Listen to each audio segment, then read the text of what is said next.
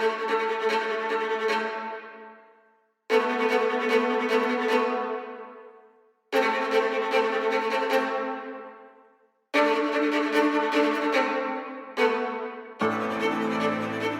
arts ecology in Pittsburgh is quite robust.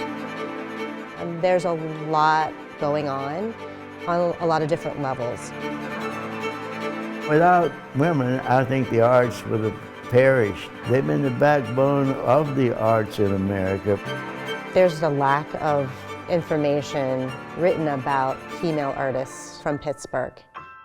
It's a very male-dominated field. It's very difficult for an artist, and particularly a woman, to be taken seriously. I think there are more opportunities available today than there were when I was growing up. I think it's important for young kids to look at art because it's a way to think about life. If you want to make things that have a purpose and support other human beings, then this is a really good place to do it. There's a lot of work to be done as far as telling the stories of female artists who've come from Pittsburgh.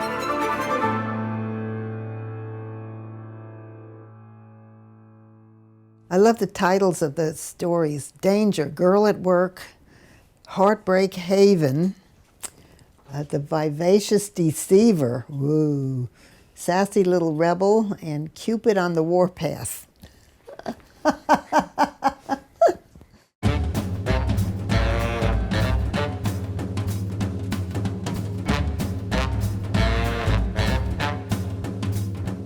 I started doing covers for pulp magazines when I was quite young. I was 17 now. I'm 94.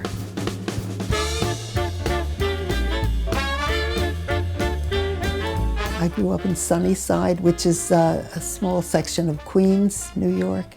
My dad had died when I was 15, and so it was just Mom and me. I was an only child. And those were Depression days. I went to the High School of Music and Art, which was an amazing experience. I actually had a job with the New York Life Insurance Company after I graduated. It was very boring. I had a mom who didn't keep stuff. I mean, if you didn't use it, out it went. I took the 4 years of artwork that I had done in high school, and I tied them up, and I was going to put them down the incinerator, and my artwork didn't fit down the chute, so I just put my work on top of everybody's newspapers. The next morning, there was a tap on the door, and it was the janitor. And the janitor said he had found my artwork, and he took it to the 6th floor where an artist lived. And the artist was Raphael de Soto, who was doing wonderful covers for pulp magazines. And the janitor said that he would like to meet me. He thought I had some talent. He got me an illustration to do, so I quit my job. And then nothing happened for a while, and I thought, oh, big mistake. But then little by little, they came in, and I was doing a lot for a number of years. At that time, I was the only woman that I knew of that worked there. Women were kind of submerged, and men took the spotlight.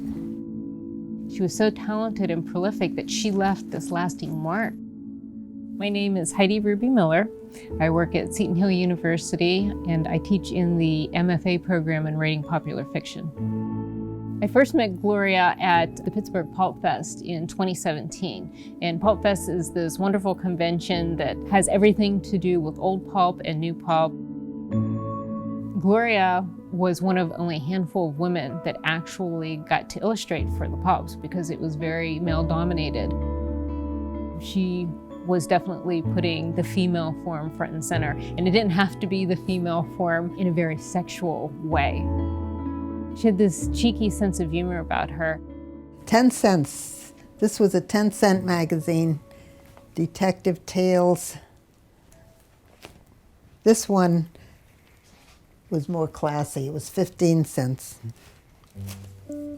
This is my album of rangeland romances. The horses are kind of eyeing each other over here. A little extra romance thrown in. One of the things that we always thought was neat about Mom's work, it's so wholesome and fresh, even the creepy ones. I don't know how I came up with these ideas. Here she spelled out the name of her killer with her pearl necklace. I guess she was pretty alert before she passed out. Yeah. I moved to Pittsburgh in 1948 because I married a Pittsburgh man.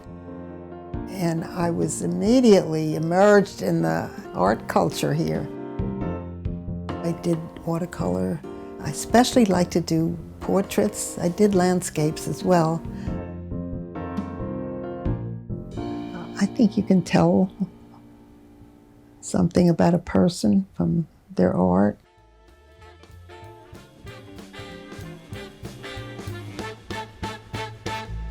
I guess in a way they are a slice of history. I look at them that way. I feel sort of historical myself.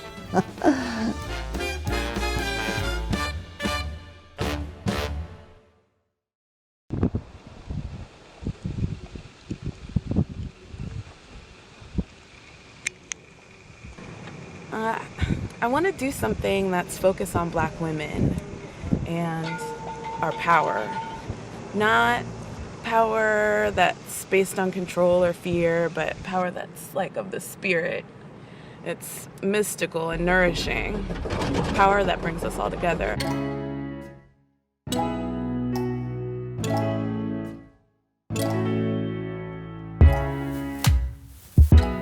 I'm an interdisciplinary artist and cultural producer. That means that my art goes through many disciplines. My work starts in video. I'm thinking about narratives, I'm thinking about the stories that I want to tell, the culture that I want to show.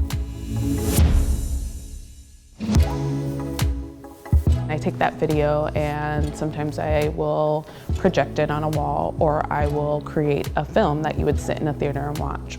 Or I might set up an installation and project it into water. I also take some of the still images from the video and cut them up and make collages. Or make screen prints from them. I could blow them up large and make billboards.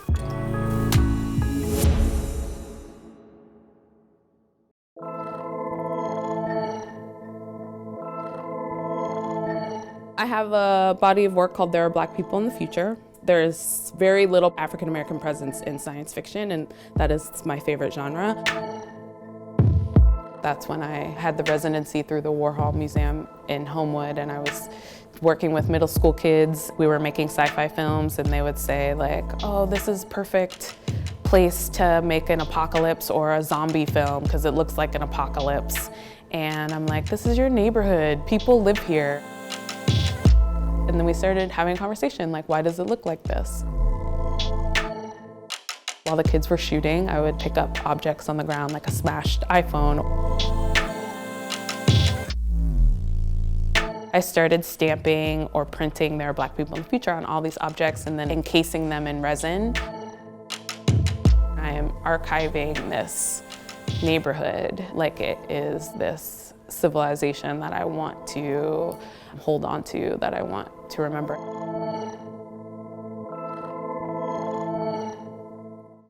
John Rubin, who I teach with at Carnegie Mellon, he has a project called The Last Billboard. In East Liberty, there was this old Lamar billboard. He started having artists put text on the billboard. He asked me if I wanted to put There Are Black People in the Future on the billboard. John Rubin started getting emails from the owner of the building, like, we got a couple complaints, can you take it down? There were a couple other emails from developers. So it was removed, and John and I both wrote statements that we were against censorship. There were protests, and then We had a community meeting around it. I was in Houston when I found out that Alisha's billboard was taken down. I texted Alisha and was like, okay, I'm so sorry that your billboard is taken down, but it's kind of awesome. It presents the conversation. I was like, why is this problematic? Yeah, and Pittsburgh showed up. Yeah. Very positively. The modernness of the conversation that Alisha is bringing up is really important for the people of Pittsburgh to consider how different communities can start to coexist more together.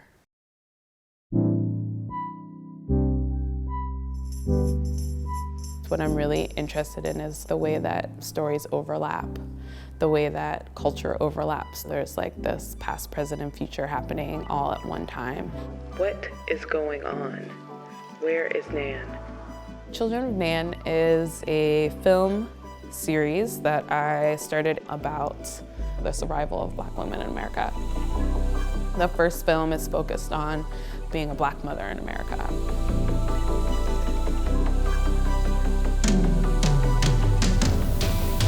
When I became a mother, that's when I really realized how little we think of the most important job in humanity. I feel like I'm making the best work I've ever made because I'm a mother. I think it's just like crucial for us to be able to share our experiences and share the difference between them, and that is the most important thing. I think that's the most important thing about art.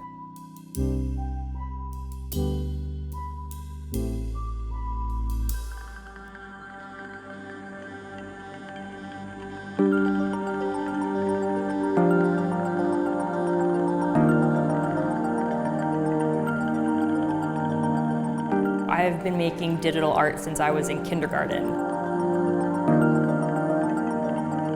I'm a visual artist from Pittsburgh, specializing in light painting and photography. My artwork mixes a lot of visual art as well as technology. I start off with a photograph of a place that I've been. I'm actually able to put traditional photographs into this digital LED system.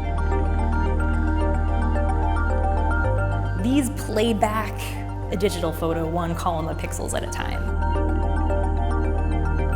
So if I walk in a straight line for 5 seconds and I have my camera open, you would get a floating rectangle of that landscape. Because I don't walk in a straight line while my camera is open, I'm able to twist and morph the landscape over top of itself so that you get these abstracted shapes. But the work isn't just pretty colors, they're actually places where I've been. This is a landscape of the Arctic Circle at sunrise from Kilpisjärvi, Finland. And these two pieces are both landscapes from Iceland. This image is a fruit tree against the sky. You can sort of see that there's the blue from the sky, and then this is like a tree branch, and the dots of red are fruit. This is from the Yukon River. There was a rainbow. That's part of Pittsburgh that I think is the most challenging part of the art scene, is trying to get people in Pittsburgh to actually buy art of local artists, so that we can make a living and survive here. I was invited to a show last year at the last minute, I think because they realized there weren't any women in the show.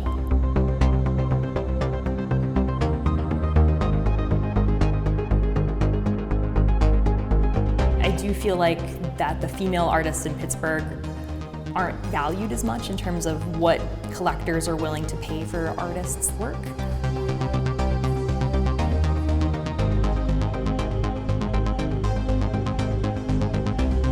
Men and maybe collectors in general don't like it when women negotiate. So that kind of puts the female artist a little bit as a disadvantage. For me, part of this work is also getting other people excited about making art. Drawing with your body and light is, I think, pretty magical. And to see the joy that people have once they realize that like they just made that. These are some of the light paintings that we did in Beachview. The community members were actually given the lights, and then we were making silhouette portraits.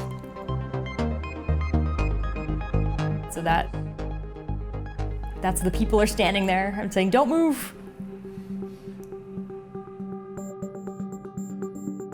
There was this lady, I mean, she probably was in her 70s, and she was seeing herself on the screen, and she's like, it's like I'm flying. Like she was this little kid again.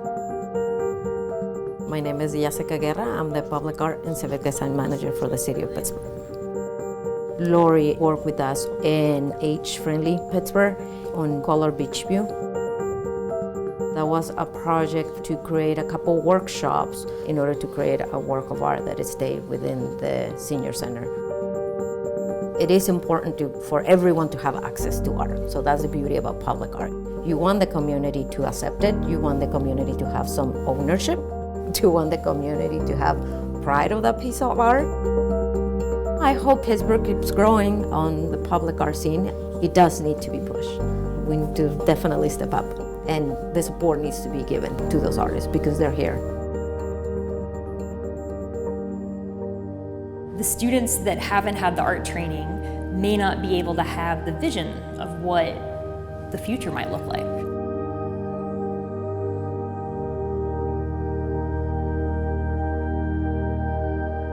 Scientists needing to take an art class, it's one way to get them to think about how to be creative in their own field. So for science and technology's sake, we need kids learning how to be creative, and art's a good way to start with that.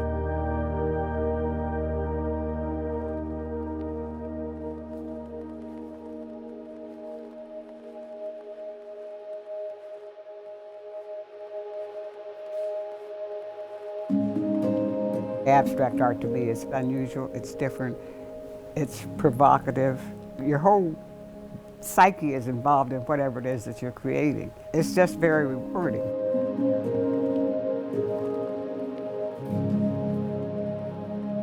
I grew up here in Pittsburgh in the Hazelwood community. Happy-go-lucky kid. My father would say, I don't understand what it is you're making, but it's okay if you're doing it. My work reflects my experiences as an artist being experimental. I like to deal with color, texture, and form, and text as well. Words that I hear in the community, I used to hear them from my students. I also would hear them at the hairdresser. These are words that are primarily often used by African American community youth, and I incorporate some of those words in my work. It was about Michael Brown's shooting. Color shouldn't have any form. It shouldn't matter whether you're red, black, white, whatever, to do whatever you want to do. Allows you to say whatever it is that you want to be and do. Power to the people. Beauty is in the eye of the beholder. Moving on is just accidental life, just happiness. Revisiting something that happened in the past. This is the one about Ferguson. Why did it happen? Why did this have to happen? That's the whole point. Why was he shot? I'm a real person, and I deserve to be recognized and treated as a human being. I started out with a big sheet of white paper. I add color to the paper.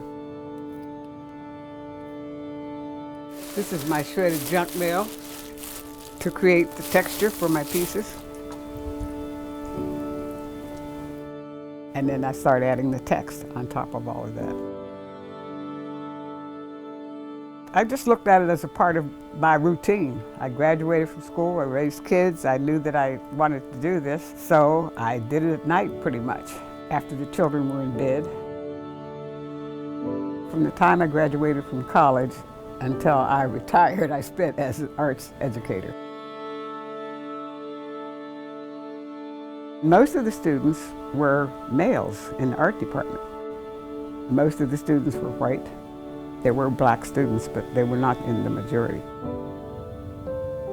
JoAnne Bates was one of the original teachers. It certainly made a difference in the visual arts department, a huge difference. I was the founding principal of the Pittsburgh High School for the Creative and Performing Arts. The students of hers would see what she was able to create. It was just incredible. This is what I teach my students to do, traditional printmaking. The whole concept of the magnet school program was for desegregation. The one that looked like the most successful was the School for the Arts. One of the unfortunate parts about arts education is this is one of the first areas that's cut in funding. You can reach some students through art that you can't reach through something else. It can allow students to realize that they can solve math problems, they can solve scientific problems, they can do many of these things through the arts. I always try to encourage my students to look at not becoming artists, but becoming artistic thinkers.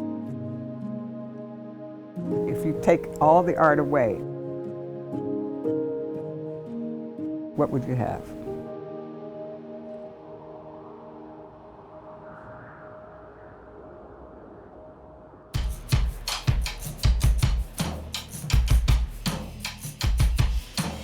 I grew up on the Ohio River at a time when there were still many working steel mills, and the industrial landscape, which has been awful for the environment, was really beautiful.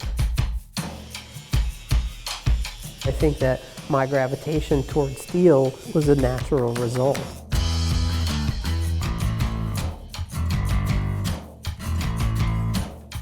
I make this autonomous sculpture because I can't help myself. I mean, I don't really have a better explanation for it than that. I feel that with artwork of this type, you interact with it and you see what's in front of you, but you also see a reflection of yourself. While I was in grad school, I started working with my hands in a way that I'd never had an opportunity to do before. And I started making things that I was calling things and other people started calling sculpture. And I remember the day I sort of looked in the mirror in the bathroom and I said, I'm a sculptor. And then I said it about 1,000 more times. And at the end of that day, I had made the decision that this is what I was going to do. Making work at a large scale that's going to be in the public ultimately has to not kill anybody, right? It has to stand up. I don't think I'd be able to make the kind of work that I'm making had I not gone to architecture school. I make small pieces of this type and immediately start putting scale figures next to them, and often the scale figures get smaller and smaller, and in my mind the pieces get larger and larger. Generally the process for large-scale commissions is to study the site, meet with the collector. I usually start working in a cheap, easy to work with material like paper. This particular paper model was the very beginning that led to eventually the large-scale piece that's downtown Pittsburgh. Once I've settled on something I'm excited about, and then develop the drawings that are necessary to make it in the final material. I discovered my obsession with geometry while I was in grad school. I want to understand the material's possibilities and its constraints, and then I want to push those boundaries. When I look at Dee's work, I see a lot of visual connections to the movement known as minimalism and an intense interest in geometry. My name is Madeline Gent, and I'm the Executive Director of Associated Artists of Pittsburgh. Associated Artists of Pittsburgh is an artist membership organization with the mission of showing regional artists and giving them a space. Dee is one of our member artists. We've shown her work in exhibitions. What I like about Dee's work is it's often a style that's associated with being cold, but then there's another added element of working with the community and bringing them into her work. I live and work in Wilkinsburg. I take my responsibility as a neighbor really seriously. I endeavor to involve my neighbors in the projects that I make to the extent that I can. You can see how rain, just how the air quality has affected the work. She's thinking a lot about context, about where the work will be placed, and weather affects a lot of that. The piece is transformed over time into that bright, brilliant orange. The work is kind of living in that sense, that it's not stagnant, that there's constantly things changing about it. I taught architecture at CMU and then taught 3 courses in the art school. I think that women are more often encouraged to pursue things that are seen as more feminine, that are safer, that are less intimidating. But I have found that if you teach a young woman how to take a 4 by 8 foot sheet of 3/4 inch plywood and run it through a table saw by herself, she will make all sorts of cool stuff. When I think about my identity, woman is not at the top of the list. For me, you know, it's sculpture first, and I love it.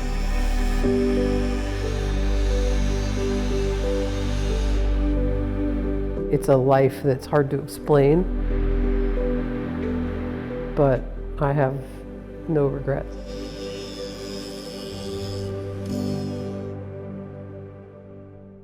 Women have always been here in the arts. Regardless of your gender, you're as important as the next person. I would like to think that maybe she brought in some female fans because they could see themselves in those covers. Pittsburgh was showing up in her work, in her style. Whenever I went to her studio and I saw her process and her work, I was so excited. She's using photography, she's using wearable technology, she's using performance, combining all this. The students of hers would see what she was able to create. It's just incredible. We can't give attention and understanding and context to these female artists that are working. It's important to support the work of women artists, because if you don't, you're only seeing half the picture. And the more we know about one another, the better off we are.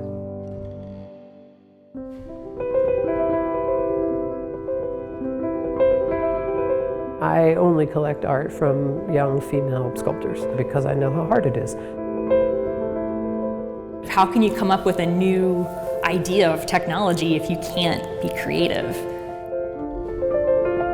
I belonged to a group called Visions, which was all African-American female artists, because women artists wanted an opportunity to show their work, and they figured an opportunity would be better to have an organization behind them. When you have a child, like, the whole universe opens up to you. Every mother is an artist, a brilliant artist.